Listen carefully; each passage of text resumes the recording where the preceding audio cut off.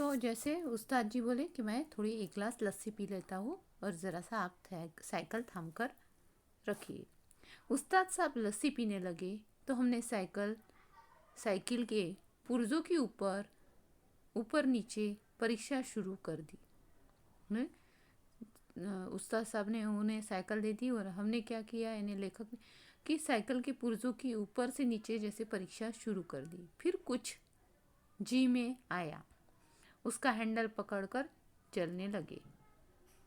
मगर 2 ही कदम गए होंगे कि ऐसा मालूम हुआ जैसे साइकिल हमारे सीने पर चढ़ी आती है।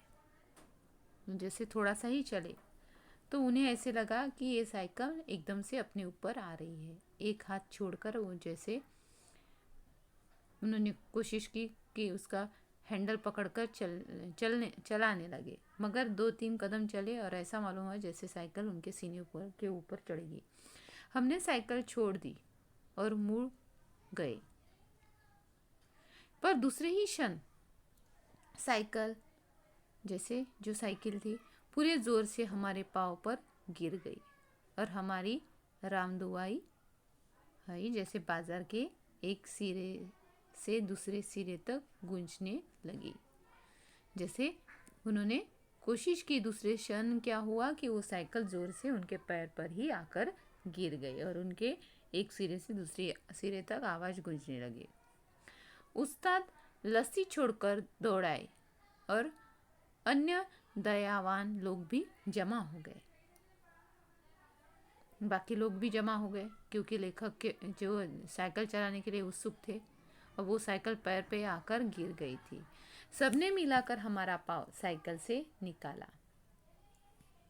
एक ने जैसे जो डब्बा था मलम का डब्बा भी उठाकर हमारे हाथ में दे दिया।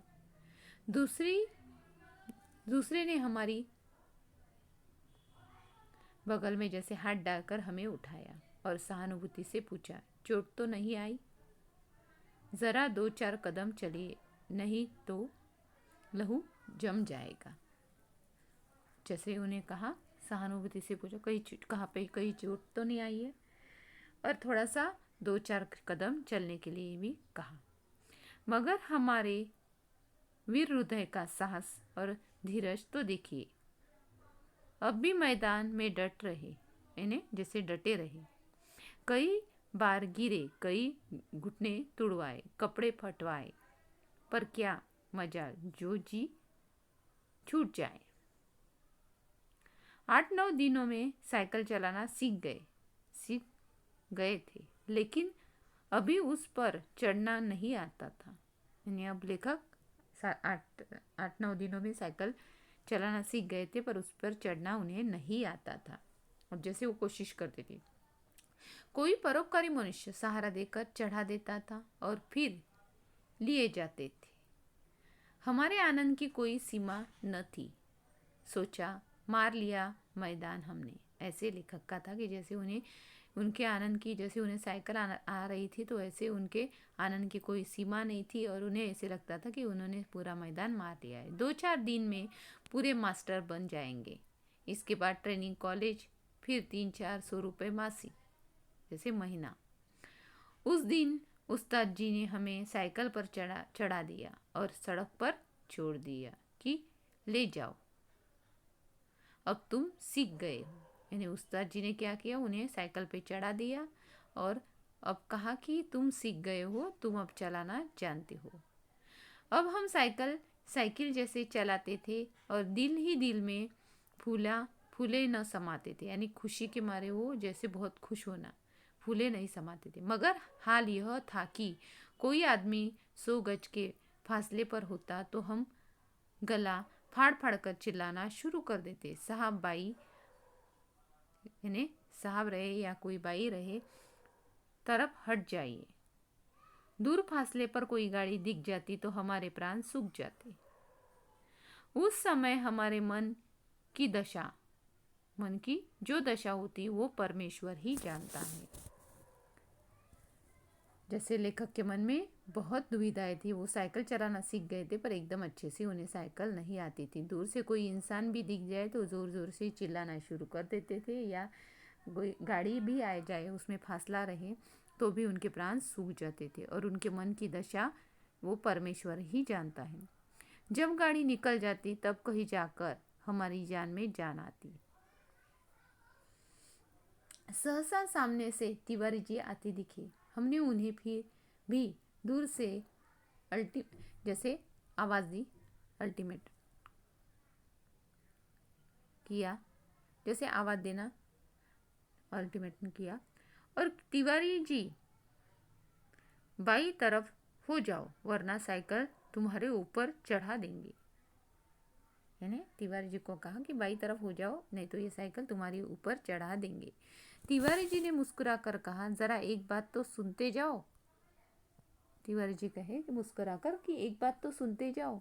हमने एक बार हैंडल की तरफ और दूसरी बार तिवारी जी की तरफ देखकर कहा, इस समय बात सुन सकते हैं तो देख देख यानी जैसे उन्होंने कहा कि हम इस समय बात सुन सकते हैं, देखते नहीं हो साइकिल पर सवार है, यानी बात सुन नहीं सकते, ऐसे उनका प्रश्न, और हम साइकिल पर सवार है।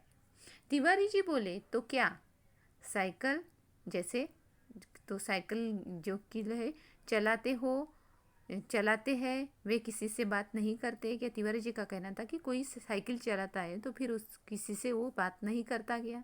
ऐसे प्रश्न उन्होंने पूछा। बड़ी ज़रूरी बात है, ज़रा उतर आओ, ऐसे उन्होंने कहा।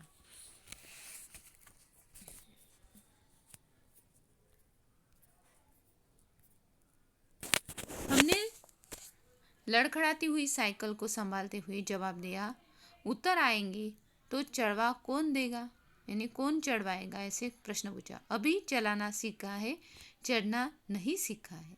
यानी उन्होंने कहा हमने अभी चलाना सीखा है पर साइकिल पर चढ़ना नहीं सीखा है, ऐसा उन्होंने उत्तर दिया।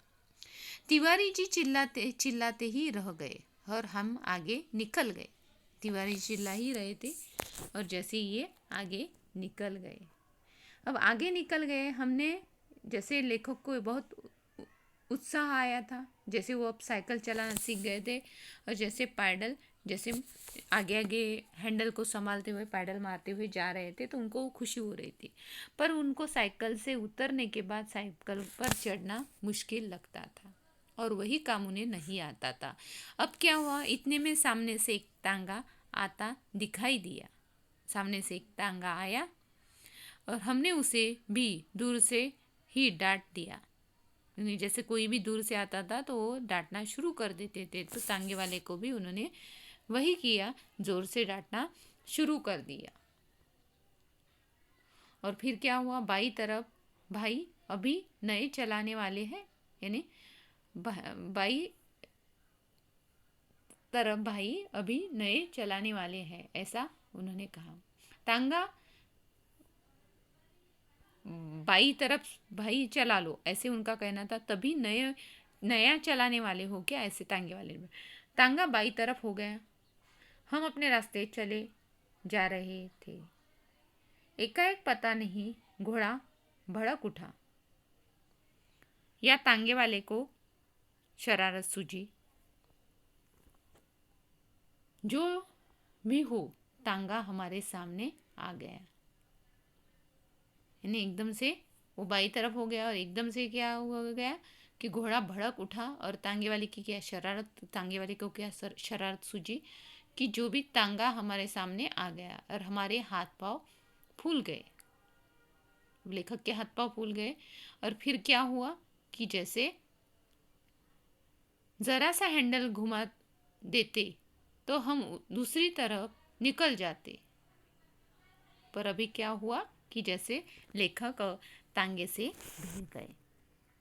अब लेखक को उस समय में नहीं, जैसे हैंडल घुमाना, बाई तरफ घूम जाना या दाई तरफ घूम जाना, जैसे वो अपने को जैसे साइकिल चलाते समय खुद को किस दिशा में लेके जाना है इतना नहीं जानते थे। सिर्फ नया नया सीखे थे, इसलिए उनको साइकिल से उतरने के बाद चढ़ना भी नहीं आता था और चढ़ेंगे तो भी किसी का सहारा लेना पड़ता था। अब क्या हुआ, तांगा और साइकिल एक दूसरे से भिड़ गई और लेखक का हाल क्या हुआ, जैसे इस पिक्चर के माध्यम से दिख ही रहा है कि लेखक का हाल क्या हुआ है। यानी अब लेखक जैसे